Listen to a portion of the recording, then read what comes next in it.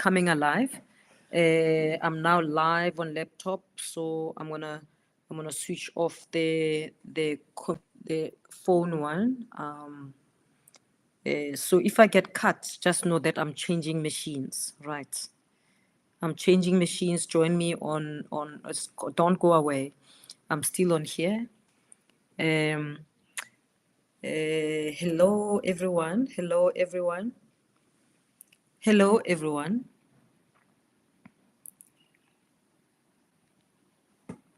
Is everybody there?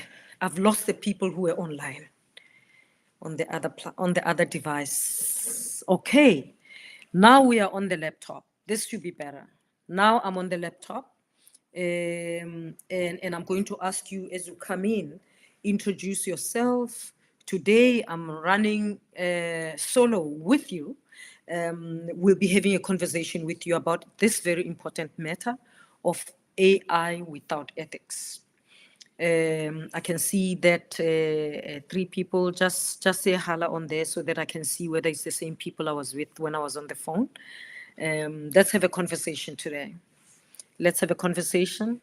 Just key in your comment so that I know who I'm with and we can make progress together. Just tell me who you are and where are you joining us from so that I know how to welcome you. I'm hoping that my friends in Nigeria, in Ghana, are joining us today, in Namibia. I hope you are all joining us today. We talk a lot during the week, my friends from Limpopo, from the Western Cape, KZN, professors, students, and ordinary members of society. Okay, I'm going to wait for your comments. For your comments, you should tell me, call your friends, call your friends. Welcome, welcome, welcome, welcome. I'm sure you're wondering, why am I not wearing my spectacles today? Well, I'm not wearing spectacles because my eyes are not sore anymore. They get sore only, I wear spectacles now when I get tired because my eyesight is still not perfect, but my eyes are not sore. Which makes a whole lot of difference when the eyes are not sore. So they are not disturbed by the light and they are not disturbed by just the air around. I only wear them when I'm tired. But everyone who's joining us, just holla so that I know that you're here. I don't know the usual culprits. Sylvester, are you there? Sichaba, are you there? Are you there? Sis T, Sis Teresa, I don't know if Sis Teresa is there, but whoever is there, just let me know that you're there on your comments, and then I know that I'm with someone, because today we are running this session together. It's me and you. I haven't invited anybody. It's just going to be me and you. And at any one time you have a question, and I engage you. If you want to come in, you should indicate that you want to be with me on the screen, and then I can let you in, depending on what you want to talk about, and we can have the conversation together.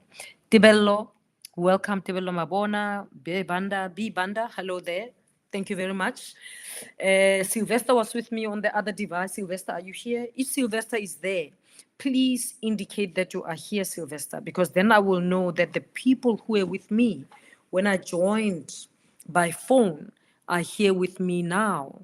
Because I don't know if you are still there or not. Okay? Sylvester, just indicate that you've joined. Dimpiwe, welcome, my boy. We miss you in Cape Town. It's really good to have you here. Sylvester, indicate if you are on the line. All right. I just want to know that people who are with me on the other device notice that I've moved on to this device. I'm not on home ground today, and that's why you see me. It's always tricky when I'm not on home ground. But it's a pleasure to be with you today here. I see that we've got very few people today. This is very strange, right? Shirley, welcome. Professor Kyo, welcome. Pleasure to have you here. Call your friends. We're talking ethics today. AI without ethics is power without purpose. That's what we're talking about today. And as I said, we're going to have some polls today, and with the polls, I'm going to be requesting you to complete the polls as we go along, and so that we can have a conversation together on this very important question of AI without ethics. Okay, so let's see. All right, okay, a few more people came in. Welcome, everyone. Shirley, Tandeka, Sylvester is here. So which means the people who are with me on the other side are aware that now I switched from the other side. I'm on this main machine. Okay, you got lost. I see, Sylvester, my apologies. I'm glad that you managed to find me. I was just changing devices. I hope everyone else who was on the other side. I don't see Professor who was there on the other side. Tande Kamanana, thank you very much for joining me. There's fewer people. I'm just going to wait 2 more minutes. And I'm just going to wait 2 more minutes to make sure that everyone comes onto this side. I had a problem with logging onto my laptop, and so I started with the phone, but I think that confused things. And then when I moved on to the laptop, I think some people were a bit lost because there wasn't a connection. But I'm glad that people have managed to find me here, and we'll have a good conversation. So call your friends. We're talking about AI without ethics. So call anyone who's registered for a PhD, master's, or an entrepreneur, or anyone who's using AI a lot. Invite them, because what we are talking about today is very important for anyone who's using AI. Okay, AI has brought a lot of efficiency. It helps us to do more things within a shorter period of time. But there's a downside to this. And what made me want to handle this are 2 reasons. Last week, someone indicated that they want us to talk about this issue of ethics. What do you do as a postgrad student? But besides that, my niece, who's 11 years old, wrote to me because she watches the sessions. Tlotlo said to me, Rakhadi, can you please, on your sessions, handle the issue of whether AI can be bad? She said to me, you are always so positive about AI, but can it be bad? Okay, and she asked me to talk about what can make AI bad.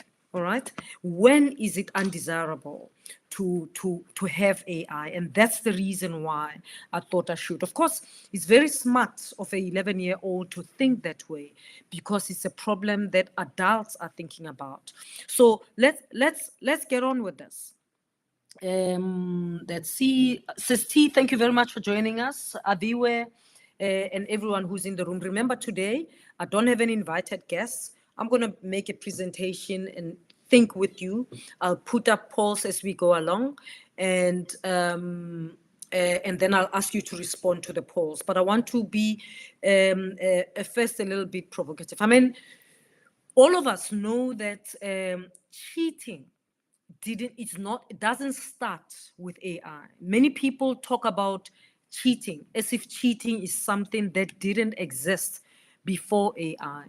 But what generative AI has done, and I specifically say generative AI because it is generative AI that has put the spanner in the works in the education space. What it has done, because it mimics the human being, it has sort of made cheating much easier, much bigger, and much more difficult to detect. Okay, sometimes it's detected late, sometimes it's impossible to detect, or it makes it just too difficult to detect. Maybe not impossible, but just too difficult. So that's why I said we've got to consider this question. What is AI without ethics? And my argument is that AI without ethics is power without purpose.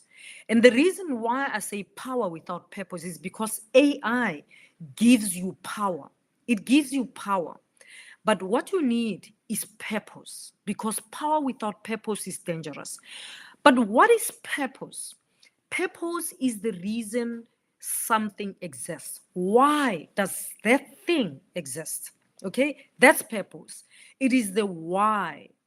And I'm sure all of you have a why for everything you do. Now, I'm a Christian and I believe everyone was born with a purpose.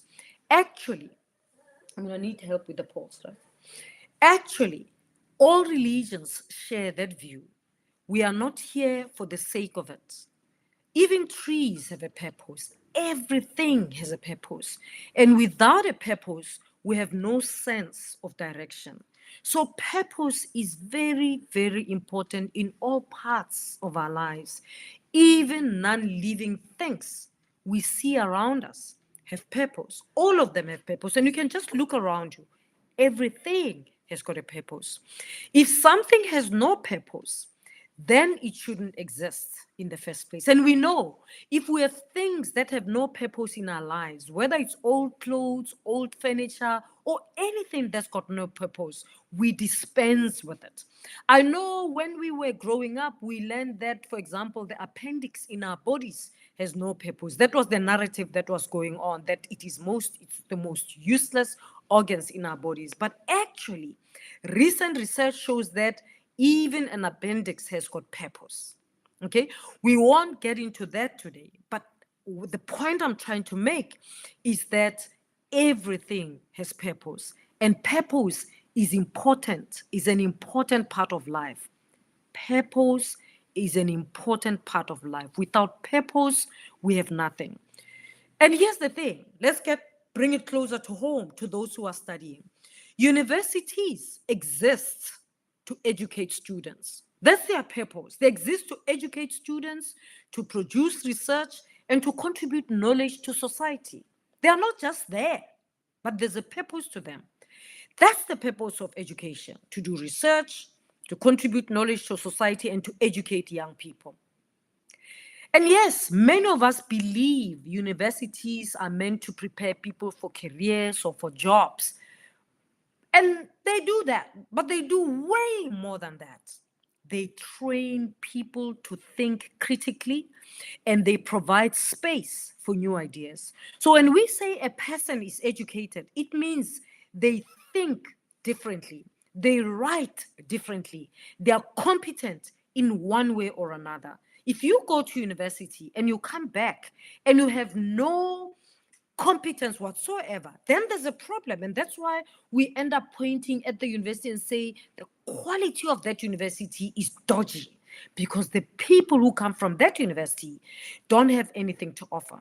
Okay, but then let's come to degrees. We come to do degrees. Okay, we have hundreds, if not thousands, of different degrees in universities, and they are not there for the sake of it, those degrees. They all have a purpose. The purpose of a degree is to confirm or certify that someone has gained knowledge and skills at a certain level. And these degrees are used by different people differently. A PhD, for example, has its own purpose. It tells us that the holder, or the PhD holder, can conduct original research. They have created new knowledge and they advance their field in one way or another. The PhD tells us this person is an expert in their field. So anyone who's got a PhD, we regard them as an expert in their field. Now, if you meet anyone who's got a PhD and they are not an expert in their field, you critique them, rightfully so, you should, because we expect them to be experts in their field. Now, let's come to business. It's the same way. Many people think that businesses are there just to make a profit. And that's true. But besides making profit, of course they must make money, but that's not the beginning nor the end of it. Otherwise, the business is destined to fail. Actually, that's not the purpose of businesses. Profit actually is the result of the business, not the purpose. The purpose of business is to solve a certain problem. And that's why it becomes successful. It's because business is there to satisfy some needs and wants of people, to make things easier for people. Whatever item you see in front of you, it was produced to do something. And I can go on and on explaining what purpose is. But I want to pause it here. I just wanted to bring to you the importance of purpose, that everything that we have around us, even the geckos that irritate you in your home, have a purpose. If you eliminated geckos altogether in your home, you are going to have another problem, a different problem, perhaps a problem of flies or worms or whatever. You don't see it now because the geckos are dealing with those worms and flies that you don't have to deal with. Now, let's get to the second part. Now that I've covered purpose, what is power then? What is power? We all want power, but do you know what power is? Power is the ability to influence, to make decisions. Power shows up in so many ways. Of course, we see it a lot in politics and so on, but there's power in so many different spaces. We see it in everyday life, we see power. There's economic power, which comes from money and assets or resources. A wealthy person or business has economic power. The more graduates a university produces, the more academic power it has, the more influence it has, and the more economic power it has because it is allocated more money. Because that's how our government works. Universities make money depending on the number of graduates they produce, of course, the number of publications as well. But universities gain more power the more graduates they produce. But of course, the more graduates they produce of high standing, who occupy high positions, who come up with great innovations, that's how then a university gains power. Right. A degree also gives academic power to the graduate. It proves that the graduate has reached a level of knowledge and skill. A PhD goes even further than that. It indicates that a person has academic power because not only can they conduct research, they also have produced new knowledge and therefore they can set standards in their field. They can teach at the highest level because they have a PhD. They also gain social power. When you have a PhD, you gain some social power because of the status and respect that a doctorate carries. You now use a different title. People say Dr. So and so, and therefore it bestows upon you a social power. So your voice carries more weight in debates, in policy making and innovation. But even weirdly, when we invite you to come and speak, whether it's at a graduation party, even at the birthday of a 1-year-old, we say Dr. Semangmang is going to speak. People think we have leveled up. Right? A wealthy person or business also has economic power.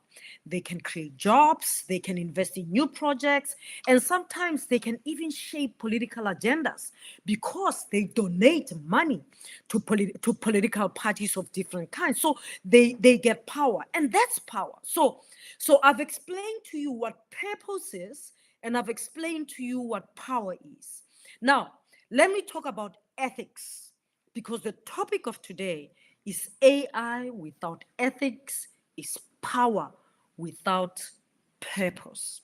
Now, when we talk about ethics, we are talking about principles that guide us to act rightly or fairly. Many people confuse ethics with the law. They think ethics is about the law, but ethics and the law are actually different. When it comes to ethics, we are not talking about avoiding crime or avoiding punishment. That's the role of the law. Ethics go further than the law. They're not regulated by the law. Ethics are about choosing what is responsible, what is honest, what is respectful, even when nobody is watching or nobody is forcing us to do so. That's ethics. That's why when we say someone is ethical, it's the greatest respect we can give you. Ethics are very important because power alone is very dangerous without ethics to guide it. Power is normally guided by ethics because power can be abused. And what allows us not to abuse our power is ethics. Ethics also matter because they build trust.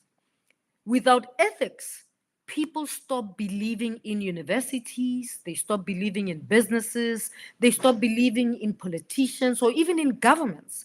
But when ethics are strong, or when we have a strong sense of ethics, trust grows. And that trust is what allows businesses, innovations, and so many other things to function because you can't always have the law policing people. It's the sense of ethics that guides us on how to act. Right. Now, what do we mean when we say power without purpose? Right? I've explained to you what power is, what purpose is, what ethics is. What do we mean by power without purpose? A university has got academic power, as I explained earlier. A university has got academic power. It's got academic power when it produces graduates. But if the purpose of the university, which is to educate or to produce knowledge or to serve society, when that purpose is forgotten, the university can go down the drain.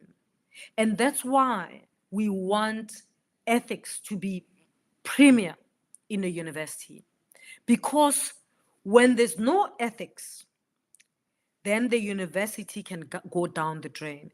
If you have a university that focuses only on enrolling more students and awarding more degrees, but does not ensure that those students are truly learning and getting the knowledge, yes, that university will still have academic power, but without purpose, that power produces graduates who are underprepared, graduates who are incompetent, who are unable to serve the professions they enter.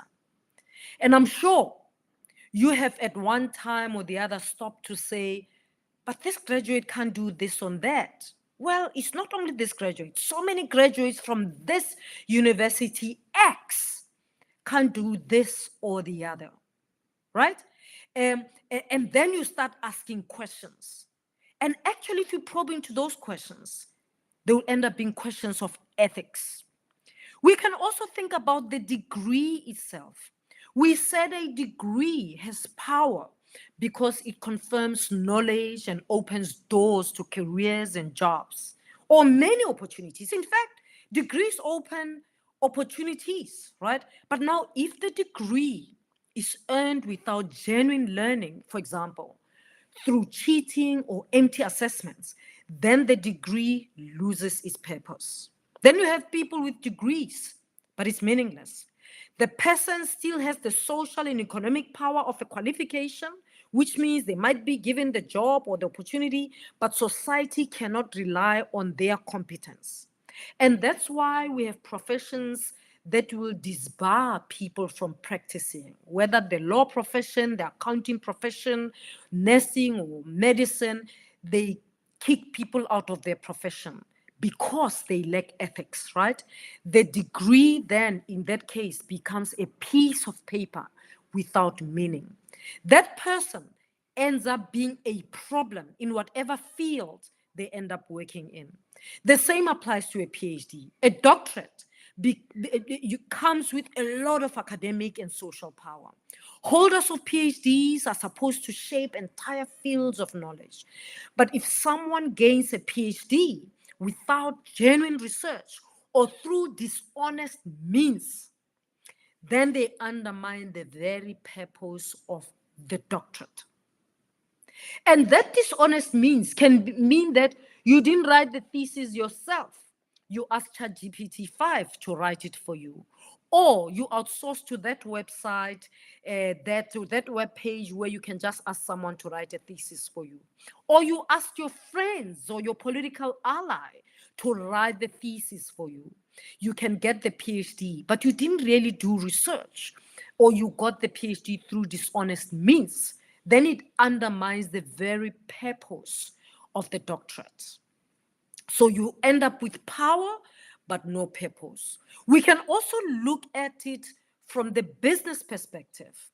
Companies have economic power because they control resources, they create jobs, and they provide goods and services that people need.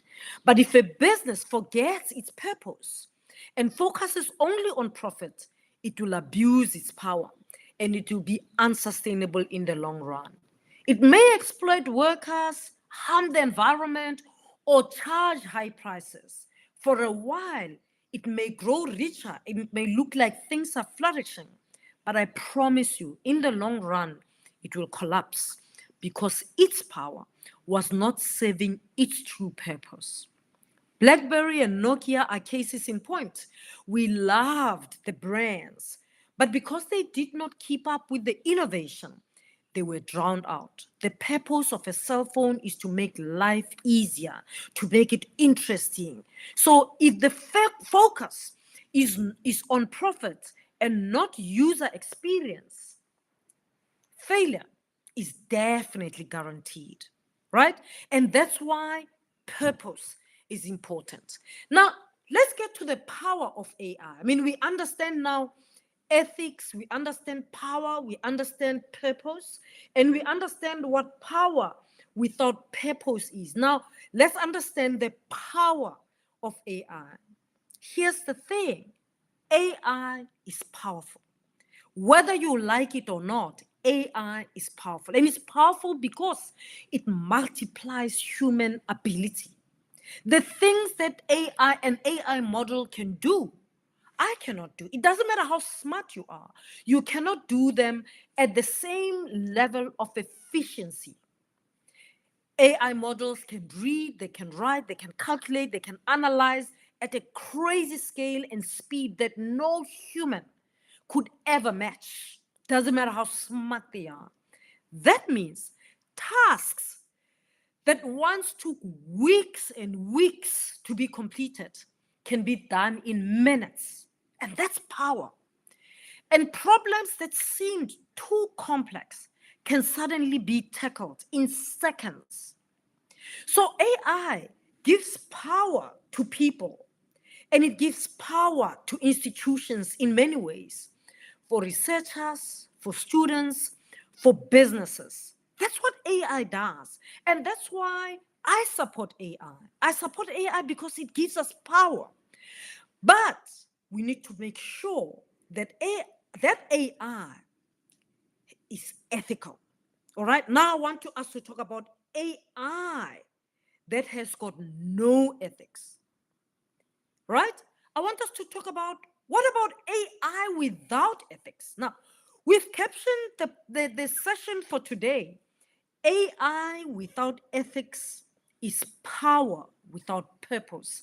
And that power without purpose in the context of AI is very dangerous. If we have a university where students do use AI to complete every essay, every assignment, even exams on paper, or on every exams on paper, they will look like graduates. We will give them degrees and they will come and parade in borrowed robes, if you like. They will receive their degrees. Some will even go on to get PhDs and parade in red gowns. But when they arrive in workplaces as nurses, as engineers, as teachers, or as lawyers, they get there without the knowledge, without their qualifications suggest they have. They will get there without even the subtle knowledge that you gain from that you get from the discipline of studying towards your degree. So your qualification says you've got degree X, but your experience and your engagement shows that actually you don't have that knowledge. And here's the sad reality: you will not even know what you don't know because you didn't go through the process. And that's when we get incompetence.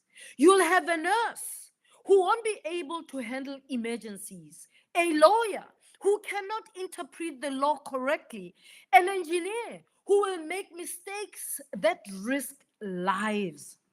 But outside the academic space, many of us scroll through social media every day and we see how AI is used unethically.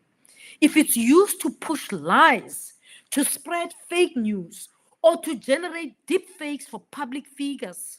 For example, this week I saw a deep fake of Emmanuel Macron. Someone did this video that put Emmanuel Macron as responding to Donald Trump when Macron was stuck in the traffic. Okay, so if it's used to push that kind of lies, that kind of fake news, or to generate deep fake of public figures, then the entire world can be misled, and it becomes difficult to to identify the real from the fake. Because here you are sharing Macron's video that's clearly fake. Okay, and of course, when I heard Bongani Bingwa playing the video in the morning show, in the breakfast show, and he was after the thing happened the previous day in New York, I thought, wow, I believed it until I looked at the video, and it was clearly fake. And of course, it made me ask questions about the content producer for Bongani Bingwa's show, because I had believed what I was hearing, but actually it was fake, right? But that's not the only platform. There's many places where you hear, you see deep fake being perpetuated, and it's misleading. There's no purpose to that. That, of course, the examples that I'm giving might sound a bit simplistic, but there will be a time when these fake stories fuel political unrest. So AI can be a megaphone for lies without ethics. We said the point of business is to make profit. But if the focus is on profits, ethics will be ignored because these things are often mutually exclusive. If you have drivers, shop assistants, or factory workers quickly replaced by machines without any plan to retrain or support them, it will be disastrous. Families end up losing income overnight, and the challenge is not that technology is advanced, but it's that it was deployed without ethical thought for people. So those of us who are in management positions or own companies should think twice before you lay off staff simply because there's a machine that can do what you think they can do, because it's often not everything that they can do. I'm not saying companies should never save money or use technology. Of course they should. But what I'm saying is that the way technology is introduced matters. What happens to the people matters. And so those of us in leadership should think about that carefully. Privacy is also an issue when it comes to ethics. Remember that AI can track what you buy, where you go, what you watch, or even what you say. So without ethics, people are watched without their concern. Their data is sold, and decisions about their lives are made in secret.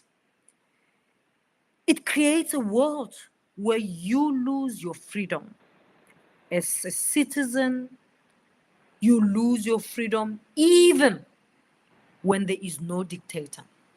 And you just never know.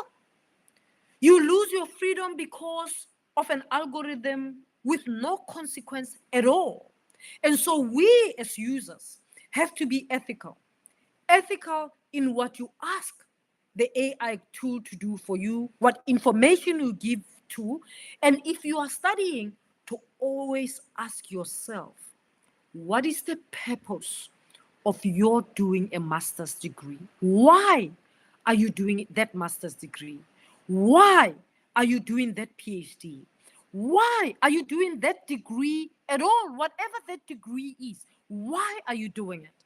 Because if you are doing that degree, but what you want to do actually is just to copy, to ask ChatGPT to do the work for you, and then you cut and paste, then that is power without purpose that you are pursuing. You are pursuing power without purpose.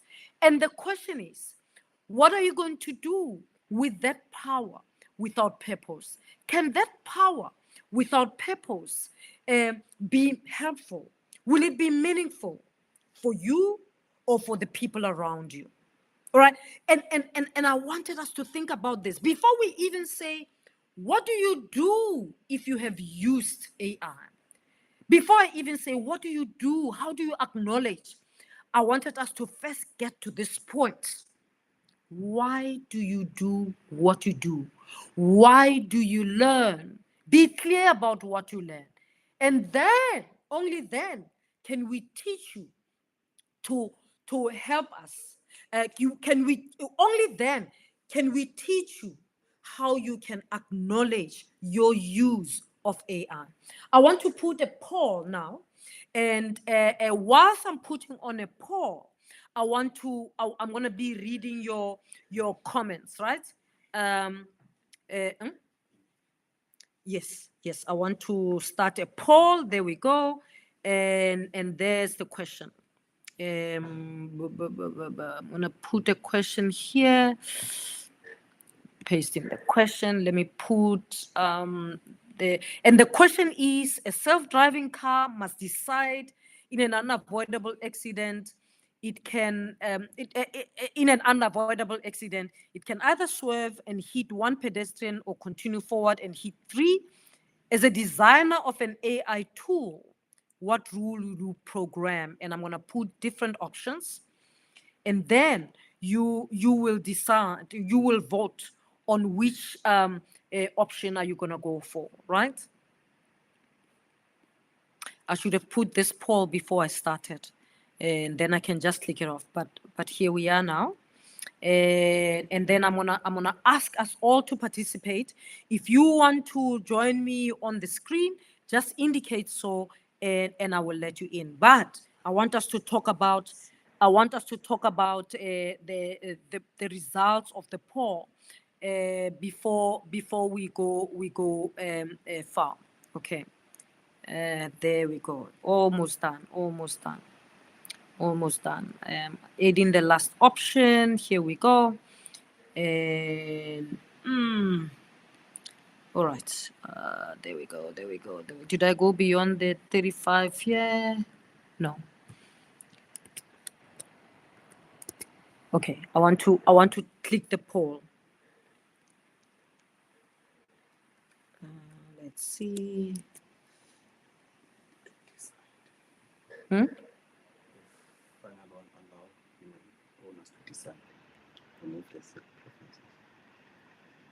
The what?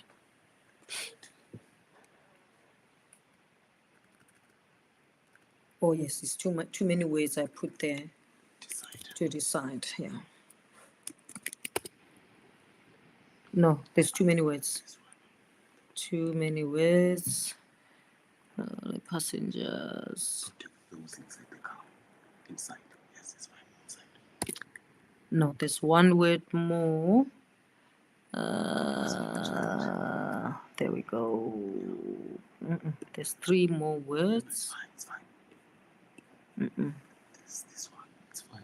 It means you have three left. Okay, there's just one. Yes. And then the first one. It's fine.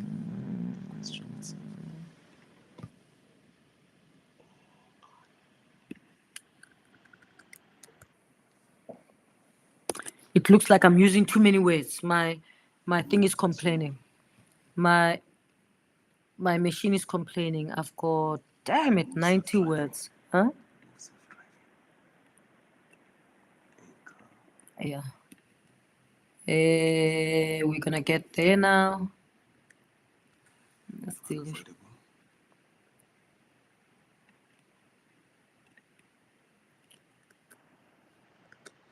Hit one and hit one.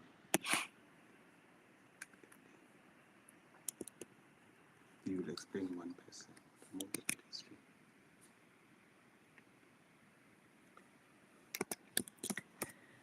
Where we go? There we go. Move, continue forward. Continue forward. Put move. Or move. And hit. Drag to the number. Move.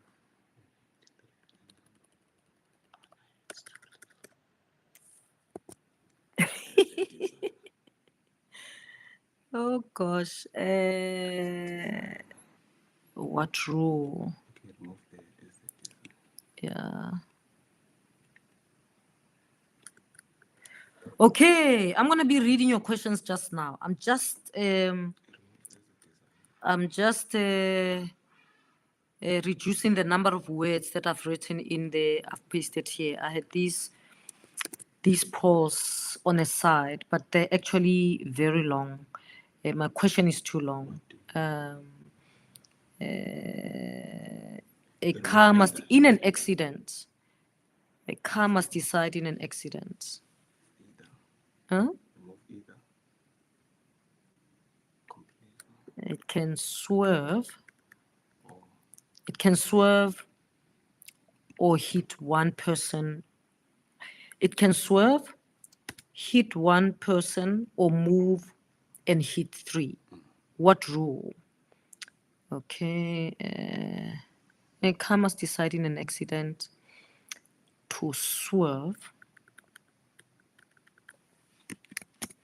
To swerve, hit one person. Okay, there we go. Okay, I've put a poll there, and I'm going to ask you to consider that poll. In the meantime, I'm going to read your comments and respond to some of your questions if there are any.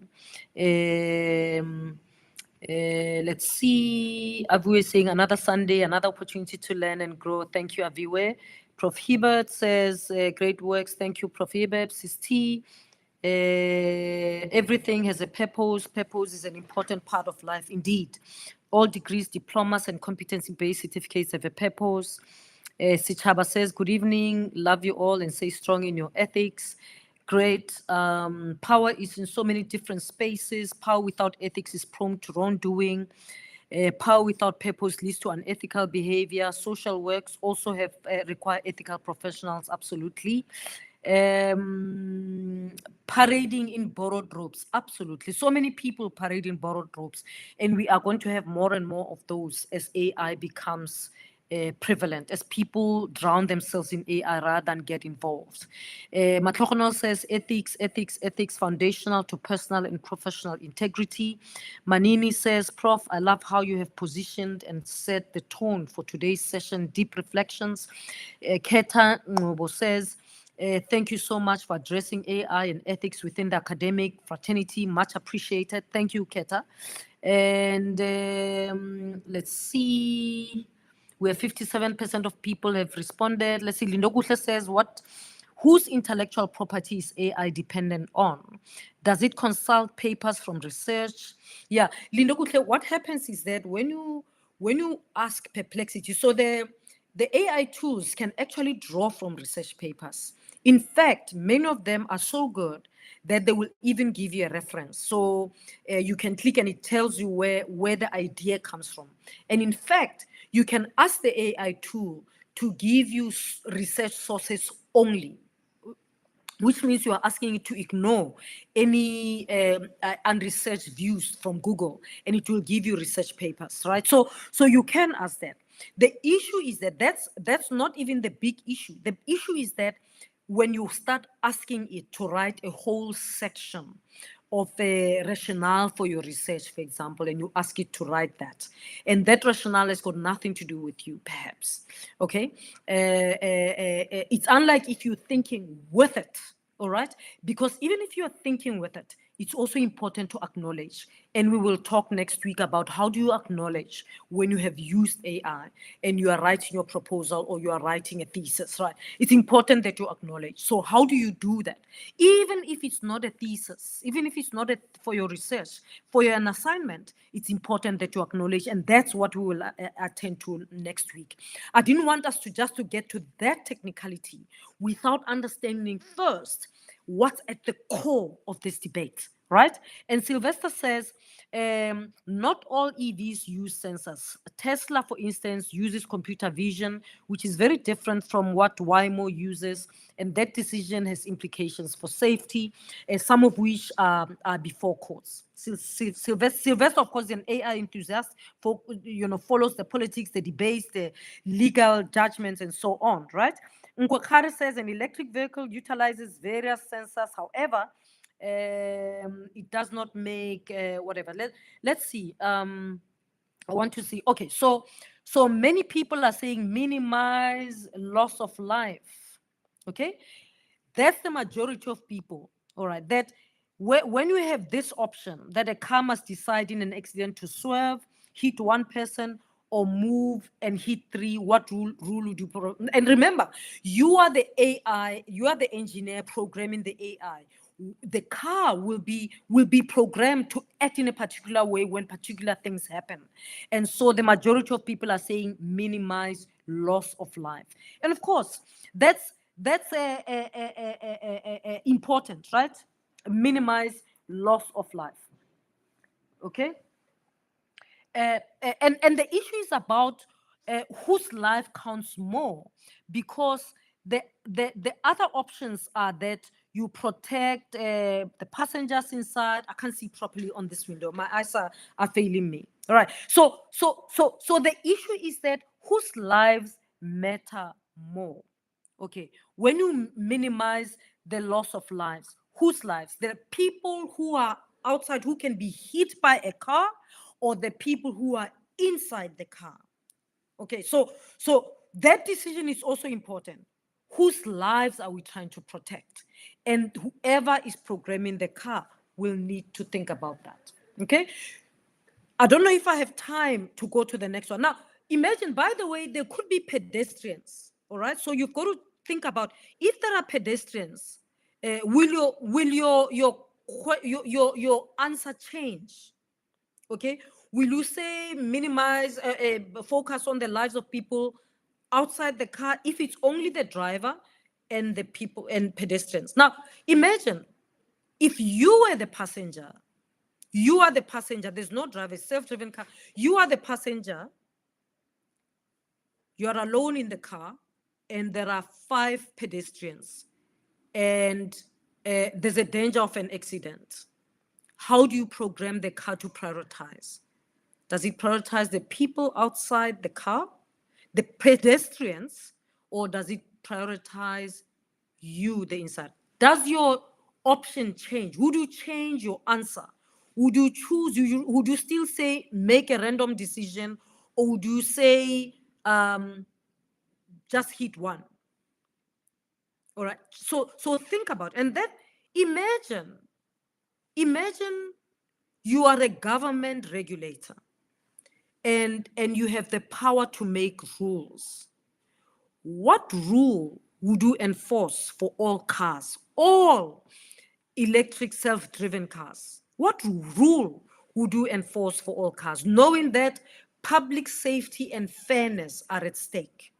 Knowing that actually you want a rule where a car can make decisions.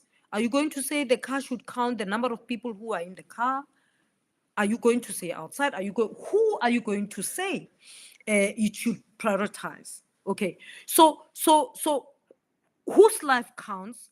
But what if that person who's inside, the one person you want to save, or the one person inside the car is a child, and 3 others are elderly, maybe they are over 80? Does your answer change? Or what if one is a doctor, maybe the only cardiologist in the province? And what if one is not only a doctor but your uncle and a very respected doctor in the village? So ethics challenge us to see that numbers are not the only factor that you need to consider when you want to save lives even. Dignity matters, roles matter, the future impact also matter. So you're gonna have to make all those decisions when you are the designer. When you are the designer, your task will not be simple. It seems logical to pick a rule like the one that the majority of you have chosen, like minimize death. It sounds good, it sounds ethical, just minimize death.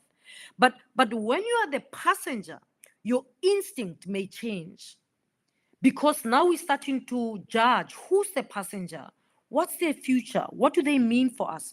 You want the car to protect you first when you are the passenger, or when the passenger is that important member of society, you want the rules to change. You want the car to protect that person because now you know who they are. And when you are the pedestrian, you certainly don't want to be sacrificed for the sake of the person inside the car.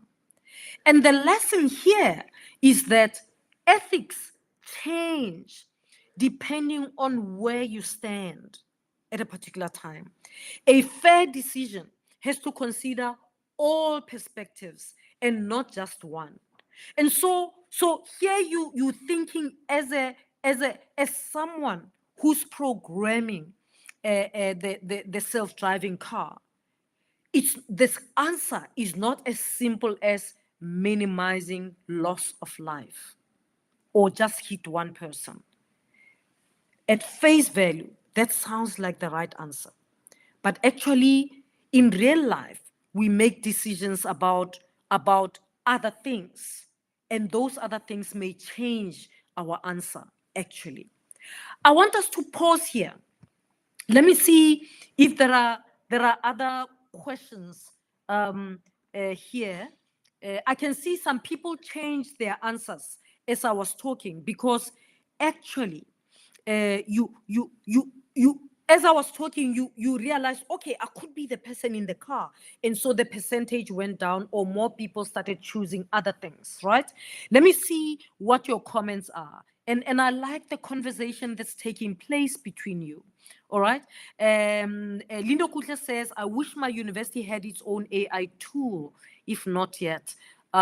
Sylvester says, I don't think you have been following developments in autonomous driving anyway. EV simply means electronic vehicle. Some are autonomous, some are not. PS, your understanding of FSD. I can see people are arguing with Sylvester. Nkwe is arguing with Sylvester. Sylvester is an enthusiast, and I know Nkwe is an innovator in his space. I can't seem to make a selection, Manini says. Allow human to make a decision. But in a self-driven car, there's no human to make a decision. The human makes the decision sort of in programming, I guess, the car. If you were to program the car to make decisions one way or the other, how would you do it, right? And that's why the issue of ethics is important in AI, right? Ketangobo says, in automotives, oh, I can't see that anymore, now it's disappeared. Olga says, I think it's best to allow the human to make the decision. Sylvester, the question involves utilitarianism associated with Jeremy Brantham et al. Shout out to Professor Neil Atlas and the SUS. The things keep going. This thing is making the thing difficult. Oh, there we are. SUS class of UNISA.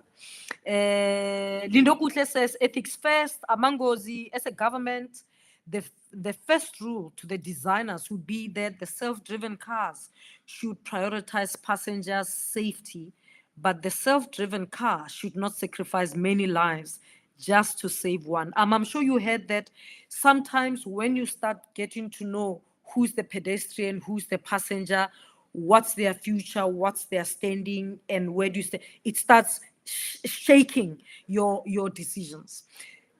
All right. I want to pause here for today because what I was trying to do is to get us to think about ethics that has got no AI that has got no ethics, that it's power without purpose. So just imagine if you were making these decisions, you have the power to make these decisions about who should be sacrificed, but you have no ethics at all. Just imagine if you had no ethics at all, what decision you would make. Okay, you'd probably prioritize certain things and not others. All right. And that is why ethics are important, because they give purpose to our power. And next week we will bring it closer to home for when you do an assignment. Then what does it mean? What does it mean? Do you want to get the degree, the power without ethics? And what does it mean if we end up with this generation of graduates who have power but no purpose because they had AI models doing assignments for them? They had AI models writing thesis for them. Now they are here, they've got power and no purpose. What will be our world? In that case, you cannot blame the AI model. No.